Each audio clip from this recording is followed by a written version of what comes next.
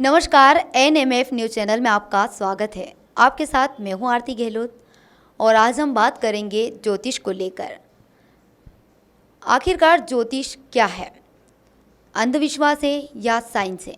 तो आइए आज हम आपको ज्योतिषी नीलम भार्गव जी से आपको रूबरू कराना चाहते हैं, जो आपके मन में ज्योतिष को लेकर कई सारे सवाल पैदा होते हैं उनके जवाब देंगी। जिन्होंने ज्योतिष को लेकर भिन्न भिन्न शाखाओं का अध्ययन किया और निरंतर 12 सालों से इसका परामर्श देती आ रही है। इनके परामर्श से हजारों लोग लाभान्वित हुए हैं। नमस्कार नीलम जी, आपका हमारे स्टूडियो में बहुत बहुत स्वागत है। जी नमस्कार। नीलम जी, मेरा आपसे पहला सवाल ये है कि कई सारे लोगों के मन में ज्योतिष को लेकर आस्था है तो कई सारे लोगों के मन में अंधविश्वास है। इसको लेकर आपका क्या कहना है? देखिए ज्योतिष जो है, ज्योतिष अगर हम इस वर्ड को ही पर्टिकुलरली देखें तो दो शब्दों से मिलके बना हुआ है, ज्योति प्लस ईश, मतलब ईश्वर की ज्योति। इसकी रचना हम जो ऋषि मुनियों ने की और मानव कल्याण के लिए की है, और ये उतना ही प्योर साइंस है जितने बाकी साइंस हैं। ये साइंस है, ये अंधविश्वास नहीं है।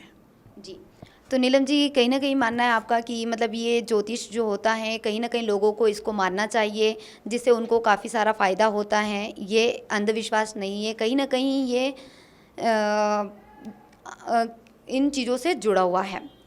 नीलम जी, मेरा अगला सवाल आपसे है कि ज्योतिष का उपयोग कहाँ कहाँ होता है? ज्योतिष का उपयोग व्यक्ति के जन्म से लेकर मृत्यु तक हर जगह पे होता है।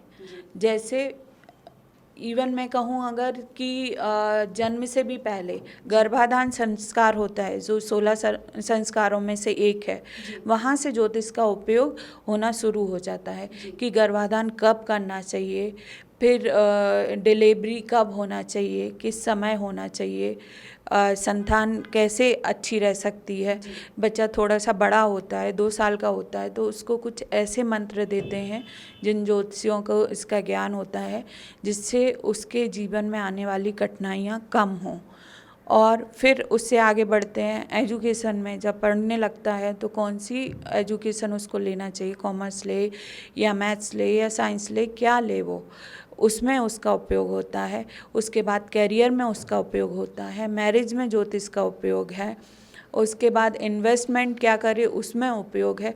तो जीवन के हर समय हर पक्ष में उपयोग है इसका, लेकिन लोग अनभिज्ञ हैं और उनको पता नहीं है कि कैसे उपयोग करना है इसका।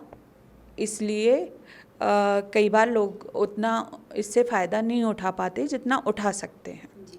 तो कहीं ना कहीं आपका ये कहना है कि ज्योतिष से लोगों को काफ़ी सारा फ़ायदा मिलता है। अगर उसका उपयोग सही तरीके से किया जाए तो उनको कहीं पर लॉस नहीं होता है, कहीं पर उनको नुकसान नहीं उठाना पड़ता है। ज्योतिष के परामर्श से काफ़ी सारे लोगों को लाभ भी मिला है, क्योंकि कई सारे लोग इसका लाभ उठा चुके हैं। लेकिन कई लोग अभी भी इसको अंधविश्वास मानते हैं, इसलिए उसको अभी एक्सेप्ट नहीं कर रहे हैं। लेकिन उन तक पहुंचाने के लिए और उनको समझाने के लिए इन चीज़ों को हम आपको इस माध्यम से दिखाते हैं। नीलम जी, मेरा नेक्स्ट सवाल आपसे ये है कि ज्योतिष का करियर में क्या उपयोग है, क्या महत्व है, उसको किस प्रकार से ज्योतिष को हम अपने करियर में उपयोग कर सकते हैं? ज्योतिष की कैरियर में, इंसान के व्यवसाय में, प्रोफेशन में बहुत महत्वपूर्ण भूमिका है। सबसे पहले तो जो एक योग्य ज्योतिषी जो होता है वो ये बताता है आपको कि आपको नौकरी करनी चाहिए या आपको व्यापार करना चाहिए। नौकरी में भी कौन सी नौकरी, सरकारी करे कि गवर्नमेंट करे। कई लोग आपने देखा होगा कि गवर्नमेंट नौकरी के लिए, यूपीएससी के लिए अपना घर बार छोड़ के लिए, पीएससी के लिए अपना घर बार छोड़ के एक एक कमरे के उसमें घर में रहते हैं और 8-8 10-10 साल वो तैयारी करते रहते, पढ़ाई करते रहते हैं, लेकिन अंततः ये रिजल्ट होता है कि उनका सिलेक्शन नहीं होता। तो ये तो बहुत पहले से ही जाना जा सकता है कि आपकी कुंडली में है भी सरकारी नौकरी के योग या नहीं, तो अगर ये पहले से जान लिया जाए तो आपके कितना टाइम, एनर्जी और मनी बच सकता है, और आप उस एनर्जी का जहाँ आपको सफलता मिल सकती वहाँ उपयोग करेंगे तो कितना फ़ायदा होगा। ऐसे ही व्यापार कौन सा करना है, कौन सा नहीं करना है, ये भी एक योग्य ज्योतिषी बहुत अच्छे से बता सकता है कि क्या व्यापार किया जाए। मैंने देखा है, बल्कि मेरे पास बहुत सारे लोग आते हैं जो बड़े बड़े शोरूम खोलते हैं, लाखों का उसमें सामान भरते हैं और इंटीरियर कराएंगे, सब चीज़ें कराएंगे, और अंत में उनका व्यापार नहीं चलता। फिर वो बाद में आते हैं हमसे उसका सॉल्यूशन पूछने के लिए। लेकिन अगर वो पहले आ जाएं तो हम उनको अच्छी तरीके से गाइड कर सकते हैं कि भाई आप ये व्यापार करो, ये आपको सूट होगा, ये व्यापार में आप हाथ मत डालो, ये आपको सूट नहीं होगा। तो उनका लाखों का नुकसान भी बच जाए, उनका समय भी बच जाए, उनकी एनर्जी भी बच जाए। तो इसमें हम ये कह सकते हैं कि ज्योतिष का परामर्श ले करके, जैसे कि कई यूपीएससी, एमपीपीएससी में छात्र जो कॉम्पिटिटिव एग्ज़ाम में भाग लेते हैं और लास्ट में उनको उसका सही परिणाम नहीं मिलने के कारण वो डिप्रेशन में चले जाते हैं और कई सारे छात्र हर साल आत्महत्या करते हैं। तो ज्योतिष का परामर्श लेकर के कहीं ना कहीं उन बच्चों का भविष्य और उन छात्रों की जान बच सकती है। तो कहीं ना कहीं अपने दैनिक जीवन में ज्योतिष का उपयोग करना चाहिए और ज्योतिष का परामर्श लेना बहुत ही आवश्यक है। नीलम जी, ज्योतिष क्या स्वास्थ्य में भी अपना कुछ मार्गदर्शन दे सकते हैं? जी बिल्कुल, ज्योतिष से ये तक पता चल सकता है कि आपको कौन कौन सी बीमारियां हो सकती हैं, और मैं बताती भी हूँ ये अपने क्लाइंट्स को क्या बीमारी हो सकती है। दूसरा, ये भी पता चल सकता है ज्योतिष से कि आपको चिकित्सा की कौन सी पद्धति सूट होगी। जैसे होम्योपैथिक, एलोपैथिक, आयुर्वेदिक, इतनी सारी चिकित्सा की पद्धति हैं, लेकिन लोग परेशान होते, सालों साल इलाज कराते रहते, लेकिन उनको उनकी तबीयत ठीक नहीं होती। तो कौन सी पद्धति आपको सूट होगी। और मैं तो इतना भी बता देती हूँ लोगों को कि इस नाम के डॉक्टर से आप इलाज कराओगे तो आपको आपकी तबीयत जल्दी ठीक हो जाएगी, क्योंकि नाम की भी अपनी एनर्जी होती है। मतलब कहीं ना कहीं ज्योतिष लोगों के लिए फ़ायदेमंद है।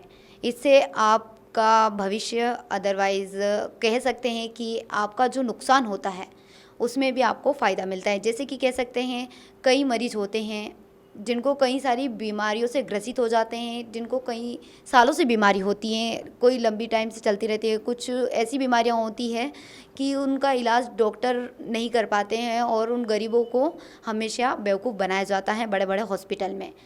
तो और वो उन गरीब के पास इतना पैसा भी नहीं होता है इतना ट्रीटमेंट करवाने के लिए। तो इसमें ज्योतिष का परामर्श ले करके हम कहीं ना कहीं इन चीज़ों को बचा सकते हैं और अपना सही ट्रीटमेंट करवा सकते हैं, ताकि हमें सही टाइम पर और सही गाइडलाइन से हमें अपना ट्रीटमेंट करवा करके हमें आराम मिल जाए। वहीं मेरा अगला सवाल आपसे ये रहेगा कि नीलम जी, जैसे कि ज्योतिष ये भी बताते हैं कि अब किनकी भक्ति करना चाहिए या किसकी भक्ति नहीं करना चाहिए, इससे भी कुछ मार्गदर्शन मिलता है क्या लोगों को? बिल्कुल, जैसे आपने देखा होगा दुर्गा जी, हनुमान जी, ये जो हैं ये पावर देते हैं इंसान में, पावर का संचार करते हैं। इनकी भक्ति से पावर मिलता है, माँ लक्ष्मी की कृपा से लक्ष्मी मिलती है। ऐसे ही जो हमारे यहाँ जो मान्यता है, हमारे धर्म में बताया गया है, 33 कोटि देवी देवता हैं, तो उन सबको कुछ तो काम अलग अलग होंगे ना, अलग अलग देवी देवताओं के काम अलग होंगे ना। तो आपके लिए कौन सा देवी देवता इष्ट देवी देवता है आपका, वो भी ज्योतिष बताता है। जिसकी भक्ति से आपकी मनोकामना पूरी होगी, वो भी ज्योतिष बताता है। नीलम जी, दूसरे ज्योतिष से आप क्या अलग करती हैं? मैंने ज्योतिष की विभिन्न शाखाओं, विभिन्न तरह की ज्योतिष का अध्ययन किया है, जैसे केपी, नाड़ी, वैदिक, लाल किताब। तो इन सब में क्या हुआ कि किसी की कुछ बेनिफिट हैं, किसी की कुछ बेनिफिट हैं। तो मैंने सारी चीज़ों का जो अच्छी अच्छी चीज़ें हैं निकाली। जैसे कई बार लोग ज्योतिषी के पास जाते हैं, उपाय पूछते हैं, लेकिन उनको फ़ायदा ही नहीं होता है। तो उन ज्योतिषियों को उसका प्रॉमिस ही समझ नहीं आता कि इसके भाग्य में भगवान ने ये चीज़ दी भी है कि नहीं दी है, तो वो नहीं बता पाते। मैं क्लियर कट ये बता देती हूँ कि ये चीज़ आपके भाग्य में है, ये चीज़ नहीं है। जिससे क्या है, जैसे अगर किसी को संतान भगवान ने लिखी ही नहीं है, तो वो संतान के लिए लाख प्रयास करता रहे, होगी नहीं। लेकिन अगर उसको नहीं हो रही, तो हम पहले से उसको बता दें कि नहीं, आपके लिए ये संभव नहीं है संतान, तो वो IVF या आजकल जो दूसरी चीज़ें हैं वो करके या बच्चा गोद लेके अपना वो कर सकता है, अपनी इच्छा पूरी कर सकता है। नहीं तो वो उसी चीज़ के लिए परेशान लेके परेशान होके इधर उधर घूमता रहेगा। जी, उसमें ये भी है कि वो डॉक्टर से मतलब काफ़ी टाइम तक ट्रीटमेंट करवाते रहते हैं और अपना लॉस करवाते रहते हैं और भविष्य उनका कुछ होता नहीं है। ज्योतिष से परामर्श लेकर के इस बारे में अच्छी गाइडलाइंस लेकर के और अपना भविष्य आगे सुधार सकते हैं, बच्चे को लेकर हो चाहे कुछ भी हो, क्योंकि ये सारी चीज़ें एक टाइम लिमिट में होती हैं। इनका एक टाइम शेड्यूल बना होता है कि इस टाइम में ये चीज़ें सही रहती है, फिर टाइम के बाद में अगर होती हैं तो उन चीज़ों का कोई मतलब नहीं होता है। नीलम जी, कई सारे लोग बोलते हैं कि ये रत्न पहनो तो आपकी ज़िंदगी बदल जाएगी, तो क्या वाकई में ये सच बात है या फिर इसको किस तरीके से बताया गया है? देखिए, जो रत्नों के जानकार हैं, रत्नों के आप कई लोगों का तो कारोबार ही रत्नों का होता है। तो आप देखेंगे दुनिया भर के आजकल मीडिया पे, ये रत्न पहनो तो ये हो जाएगा, ये रत्न पहनो तो ये हो जाएगा। रत्न असर करते हैं, बिल्कुल करते हैं, लेकिन एक रत्न आप कौन सा पहने और ये डिसाइड करना बहुत महत्वपूर्ण होता है। और मुझे इस बात का खेद है कि कई एस्ट्रोलॉजर्स केवल रत्न ही रिकमेंड करते हैं। उनके पास इंसान कोई भी समस्या लेके जाए और केवल वो रत्न पहना देंगे। 3 तरीके के रत्न होते हैं जो वो अक्सर रिकमेंड कर देते हैं, आप कोई भी समस्या लेके जाओ। रत्न कितना नुकसान करते, इसका एक एग्जाम्पल मैं आपको देती हूँ। एक क्लाइंट मेरे पास आए तो बोले, मैडम आप स्टोन रिकमेंड नहीं करती? मैंने कहा करती हूँ, जब ऐसी चीज़ हो कि कोई और कोई उपाय कर ही नहीं सकता तो फिर मैं स्टोन रिकमेंड करती हूँ। लेकिन स्टोन रिकमेंडेशन में ये होता है, एक तो असली स्टोन मिले, दूसरा जो अच्छे स्टोन होते हैं वो कीमती भी होते हैं, तो हर किसी के लिए पॉकेट फ्रेंडली नहीं रहते वो। तीसरा, मैंने कहा कि ऐसा भी होता है कि एक चीज़ वो अच्छी कर रहे हैं लेकिन दूसरी चीज़ खराब भी कर रहे हैं। ये नॉलेज होते हुए भी कई ज्योतिषी बताते नहीं हैं। जैसे फिर मैंने कहा कि कई बार कुछ पहनने से कुछ फ़ायदा होता लेकिन कुछ नुकसान हो जाता। तो उनने अपनी आप बीती मुझे बताई कि मेरे साथ बिल्कुल ऐसे ही हुआ था मैडम। मुझे किसी एस्ट्रोलॉजर ने नीलम पहनाया, उससे मेरा व्यापार तो बढ़ा, लेकिन मैं जा रहा था इंदौर और मेरी गाड़ी में 4 लोग थे, मेरा भाई, मम्मी पापा और मैं। मेरा एक्सीडेंट हुआ, तीनों को खरोच भी नहीं आई और मैं 15 दिन हॉस्पिटल में एडमिट रहा, इतनी मुझे चोट आई। तो मैं समझ गया कि ये स्टोन के कारण मेरा एक्सीडेंट हुआ। मैंने कहा बिल्कुल, इसीलिए मैं स्टोन रिकमेंडेशन बहुत कम करती हूँ, क्योंकि हम किसी की ज़िंदगी से खेल नहीं सकते हैं। और आम जनता भी अगर एक तो अपने मन से कभी भी स्टोन नहीं पहने कि किसी ने कहा कि स्टोन से ज़िंदगी बदल जाएगी। आपको खुद ये समझना पड़ेगा कि आप अगर स्टोन कोई पहनते हैं तो उसका असर देखिए, या अगर आपको कोई एस्ट्रोलॉजर रिकमेंड करते हैं तो उनसे पूछिए कि इससे मुझे क्या बेनिफिट होगा, किस चीज़ के लिए आप मुझे पहना रहे हैं और इससे क्या मेरी को प्रॉब्लम आएगी। जैसे कि कई लोगों को एक स्टोन पहनाया, उससे उसकी इनकम बढ़ गई, ठीक है, लेकिन उसी समय उसका स्वास्थ्य खराब हुआ। तो ये जानने का हक एक आम इंसान को होना चाहिए कि इस स्टोन को पहनने से अंततः मुझे फ़ायदा क्या मिलेगा। जैसे कि आपने देखा है स्टोन को लेकर के और रत्न को लेकर के जो नीलम जी ने हमें बताया है कि कई सारे रत्न ऐसे होते हैं जिनको पहनने के बाद आदमी को कुछ फ़ायदा होता है, लेकिन उसके साथ साथ कई नुकसान भी होते हैं। और कई सारे ज्योतिष ये करते हैं कि वो सिर्फ स्टोन का बिजनेस करते हैं, इसलिए उनके पास जितने भी लोग अपनी समस्या लेकर जाते हैं तो वो सिर्फ उनको स्टोन दे देते हैं और अपनी समस्याएं, उनकी समस्या किस प्रकार से हल होगी इस बारे में कुछ गाइडलाइन नहीं देते हैं। वो स्टोन पहनकर आ जाते हैं और अपने घर में जब पहनकर रखते हैं तो उनको कई नुकसान होने लगता है। तो इससे ये बात पता चलती है कि आम लोगों को भी इसका ध्यान रखना चाहिए कि स्टोन पहनने से वाकई में उनको फ़ायदा मिल रहा है या नहीं मिल रहा है। इन चीज़ों को उनको विशेष करके ध्यान रखना चाहिए, तब जाकर वो अपने भविष्य में आगे बढ़ पाएंगे और इन रत्नों का सही तरीके से उपयोग कर पाएंगे। आगे मेरा नीलम जी से ये सवाल है कि क्या ज्योतिष इन्वेस्टमेंट में भी क्या अपना मार्गदर्शन करते हैं? तो इसके बारे में आपका क्या कहना है? जी बिल्कुल, इन्वेस्टमेंट में ज्योतिष का मार्गदर्शन है। मैंने कहा ना आपको कि ज़िंदगी के हर सेक्टर में, हर एरिया में ज्योतिष का मार्गदर्शन है। इन्वेस्टमेंट बहुत तरीके के होते हैं। कुछ लोग म्यूचुअल फंड में करते हैं, कुछ प्रॉपर्टी में करते हैं, कुछ शेयर मार्केट में करते हैं। लेकिन आपके लिए कौन सा इन्वेस्टमेंट सही है? आपने देखा होगा प्रॉपर्टी से कई लोग बहुत कमा लेते हैं और कई लोगों के लिए वो तनाव का कारण बन जाती है, उनकी बीमारियों का कारण बन जाती है। उसके ऊपर उनके कानूनी वो हो जाते, कानूनन कार्रवाई हो जाती है, विवाद होते हैं उनके कारण। वो प्रॉपर्टी तो उनके लिए दुख का कारण बन गई ना। ऐसे ही लोग आपको सपने दिखाते हैं कि इतना जमा करो, इतना आपको मिलेगा, लेकिन वास्तविकता ऐसी होती नहीं है।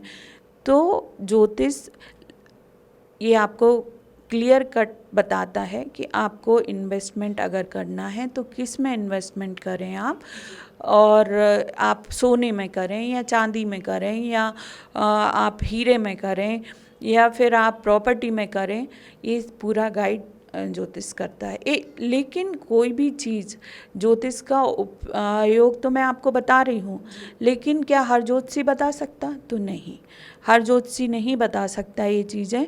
जिसने बहुत गहन अध्ययन किया हो, जिसने बहुत प्रैक्टिस की हो और जिसका अनुभव भी अपना हो काफ़ी, वही ये आपको गाइडलाइन दे सकता है कि आपको क्या करना है, क्या नहीं करना है।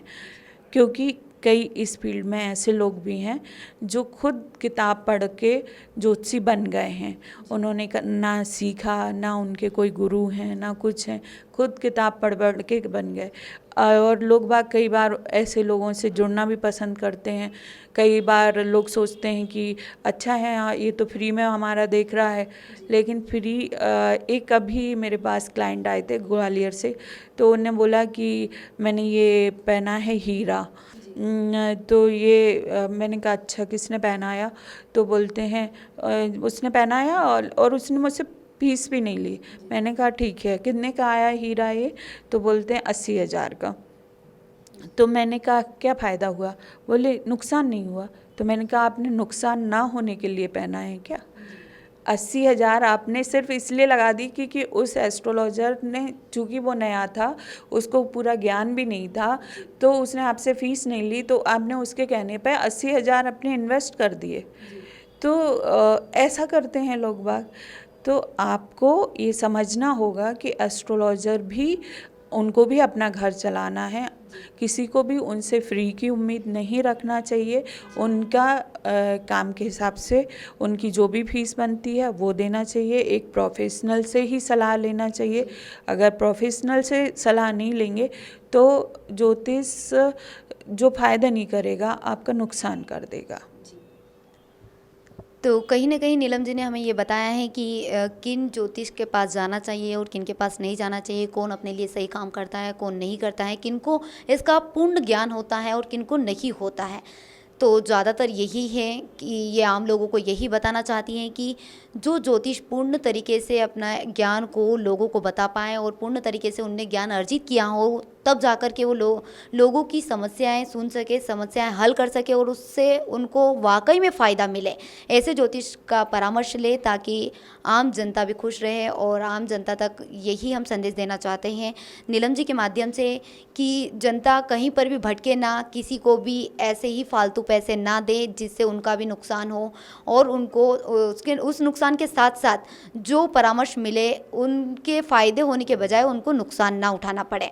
वहीं नीलम जी, मेरा आपसे आखिरी सवाल है कि नीलम जी, आप दर्शकों को ये बताएं कि अपनी यूनिक टाइम टेक्निक के बारे में आप क्या बताना चाहेंगी जनता को, और क्या संदेश देना चाहेंगी, इसके बारे में आपको क्या कहना है?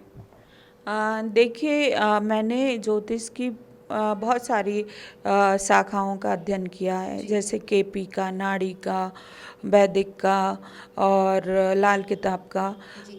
मैंने इसके साथ साथ स्वर विज्ञान का अध्ययन किया, मैंने न्यूमरोलॉजी का अध्ययन किया। तो मैंने इतना सब अध्ययन किया। इन सारे विषयों में मुझे या किसी को भी बहुत गुरु मिल सकते हैं और वो सब चीज़ों का अध्ययन कर सकता है। लेकिन जो मेरे पास है एक यूनिक टाइम टेक्निक, वो हमारे गुरु ने दी ही 5 लोगों को है, तो ये हर जगह नहीं मिल सकती है।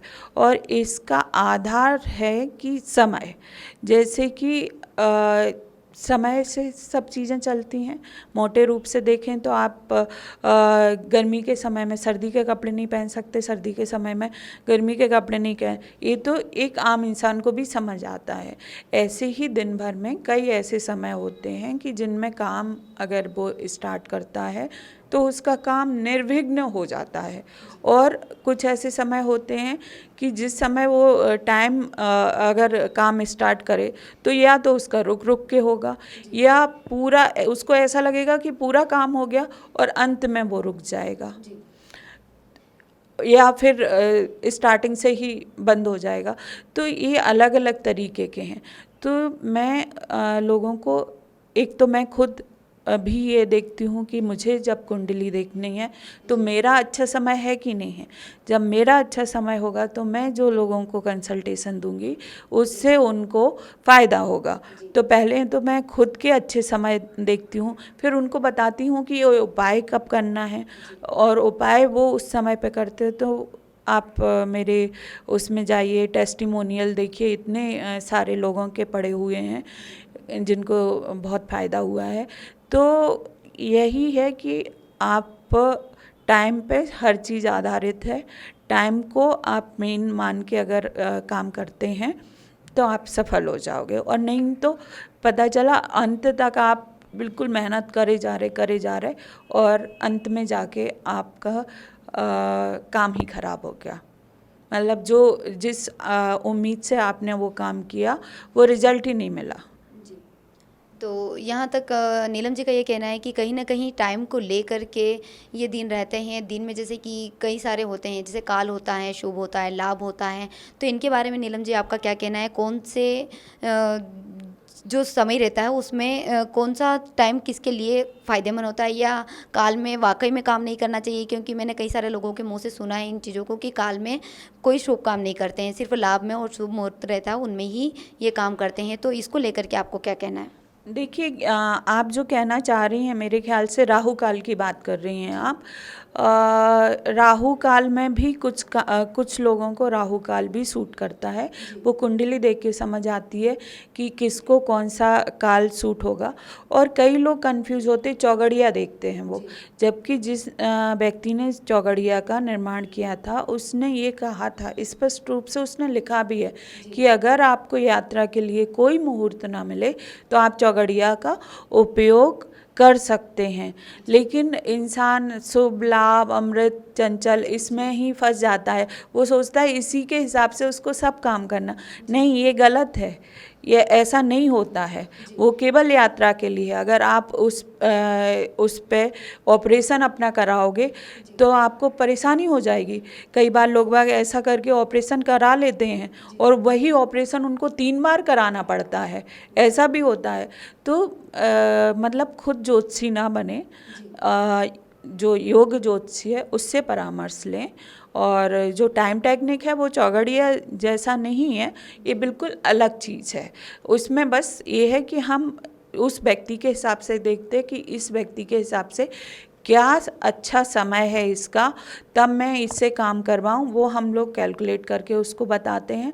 और टाइम टेक्निक के माध्यम से मैंने लोगों को हज़ारों करोड़ के टेंडर दिलवाए, उनकी प्लानिंग की कि भाई आप इस समय टेंडर का फॉर्म भरो, इस समय ये करो, इस समय वो करो, उनको टेंडर मिले।